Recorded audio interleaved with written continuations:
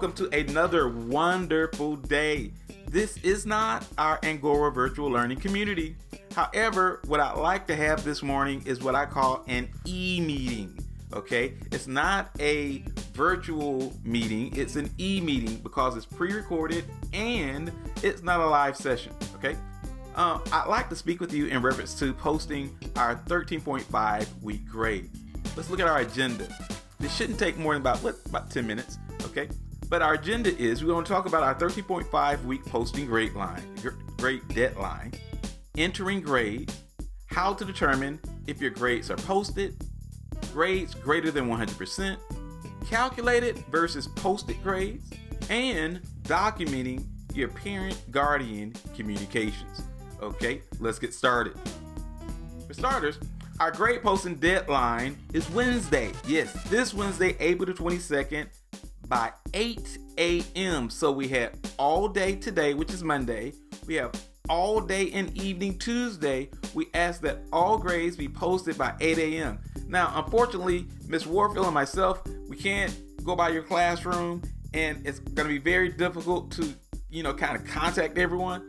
So we need time to process our grades to make sure that what the child actually earned actually appears on the 13.5 week progress report.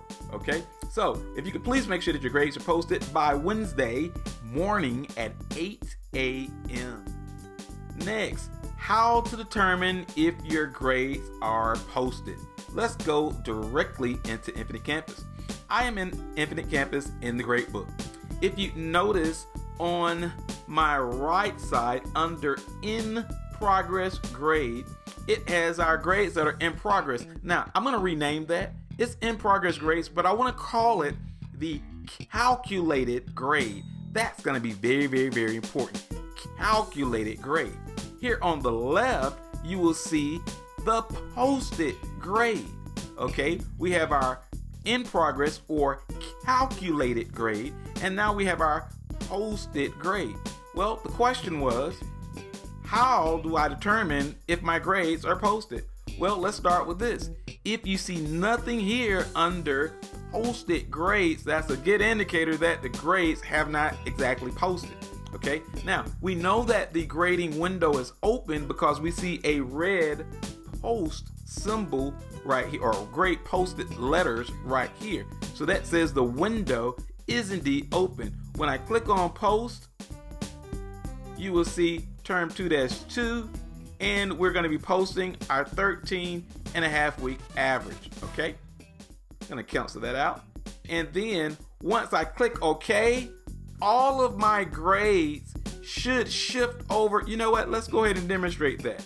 Once I click 13 week average and click OK, now my calculated grades shift over, and now these are my posted grades.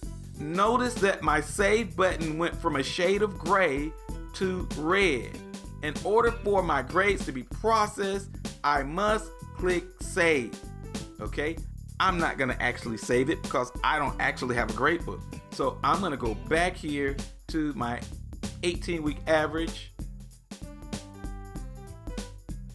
And notice, because I haven't saved, nothing is there. Okay, so this is one way I will know whether or not my grades are posted. Okay, the other way you will know that your grades have not posted is I'm going to send out a report. Okay, starting tomorrow, twice a day, once in the morning and once in the late afternoon. I'm going to send a report out. If your name appears on the report, then guess what? Hey, grades aren't posted. Okay, if you have any questions, reach out to me via email and I'll be more than happy to assist with you. Okay, now I called, this is very important. I need your attention. You ready? Let's do this. Okay, I called this, I know it says in progress, but I would also like to call it the calculated grade. I'm going to skip in my slide presentation and I'm going to go straight to the calculated versus the posted report. Okay, now I said that this is our in progress or calculated side. Okay, well, how does Infinite Campus calculate a grade? Well, we have categorical weights. Okay, each of our grade category weights, they weigh a certain percentage. We have assessment of learning, guided, independent, or group practice, and then we have assessment during learning. Okay, now when the teacher enters in an assignment and places a grade there, well, Infinite Campus, it will crunch the grade and produce a calculated grade. Okay, now I know you know this. You know this already. Okay, so why am I going over it? Well, there is a handy dandy report now out there called the Calculated versus the Post-it report. And this is where Miss Warfield and myself, this is where we spend the bulk of our time clearing up errors. Okay, well, I just explained to you how Infinite Campus calculates a grade. But for some reason, sometimes when we see the calculated grade, that's not the grade that we actually are interested in. So we go over here to the Post-it side and we will manually type in a grade. Yes. Now, when you do that, it triggers an error that will appear on my calculated versus Post-it report. And guess what? MIS will not allow us, that's Clarkson High School, to post our grades to transcript if we have any student or class on that report that shows that a student's grade has been flagged because the calculated grade does not match the posted grade.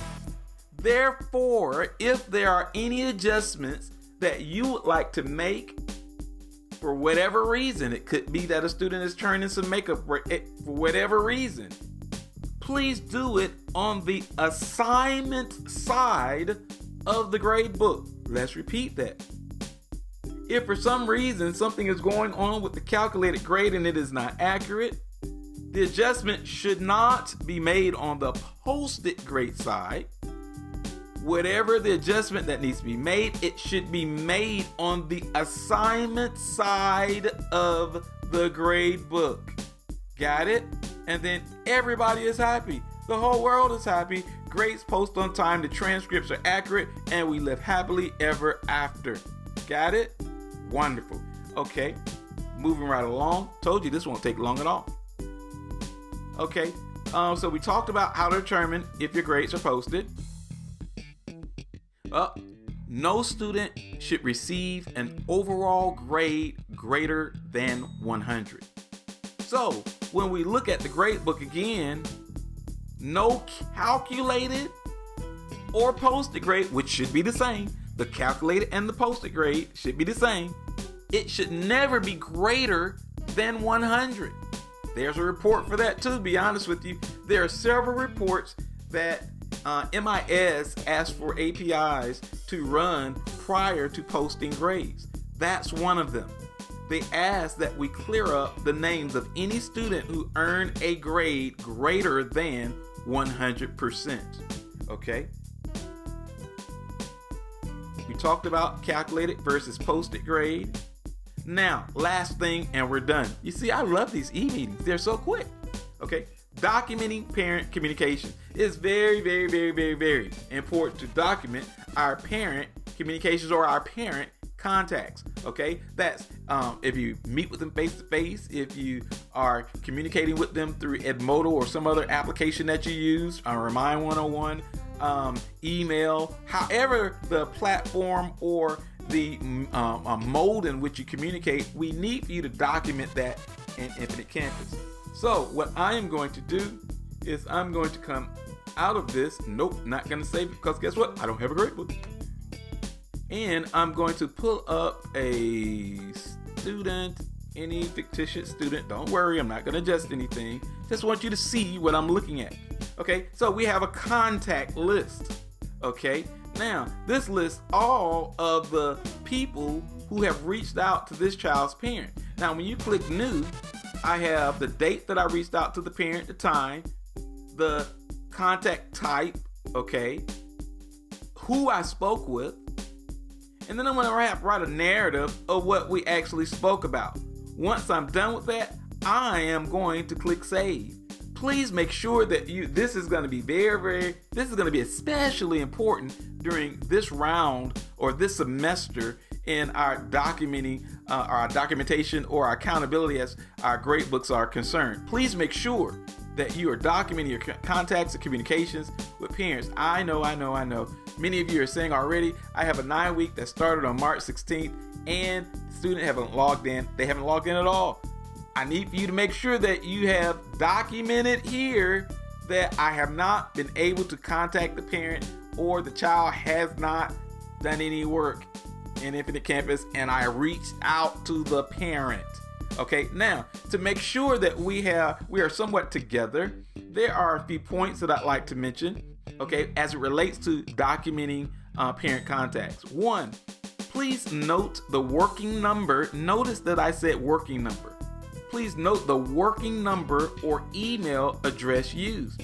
Now, the reason why I say note that in the narrative down here is because sometimes all a teacher had or all one of your colleagues may have is the telephone number listed in the summary in Infinite Campus.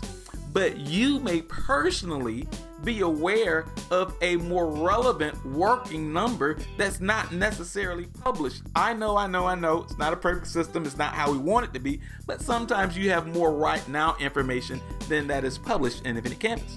So we ask that if you could please, ma'am, sir, include that number in the narrative or that email address in the narrative so another teacher that comes behind you may see, hey, Mr. Ward was able to reach the parent using this number, so guess what? I'm going to use that number too because the number that's published in Infinite Campus didn't work at all, okay? Who exactly did you speak with? Don't just write him or her. Don't use pronouns. Who specifically did you speak with? Provide a brief professional synopsis of the conversation. If you requested something in the conversation, please be clear in what you requested. For example, Quentin Jr. has a 67 in my class. And he had a 67 on March the 13th, prior to us going into this social distancing situation. Okay, so I have been reaching out to the parent and I'm going to say, I'm requesting that Quentin Jr. complete virtual learning assignments numbers 1 through 5. If he does that, that will no doubt move his grade up from that failing grade to a passing grade.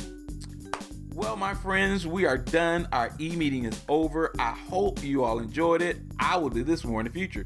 I'm ready to go. You guys have a wonderful day. And above all, I do hope and pray that all of your families, as well as yourself, are doing well, are healthy, and are enjoying time spent with each other. Okay, until we meet again, you guys have a wonderful day. This is Mr. Ward signing off. Have a great day. Bye-bye.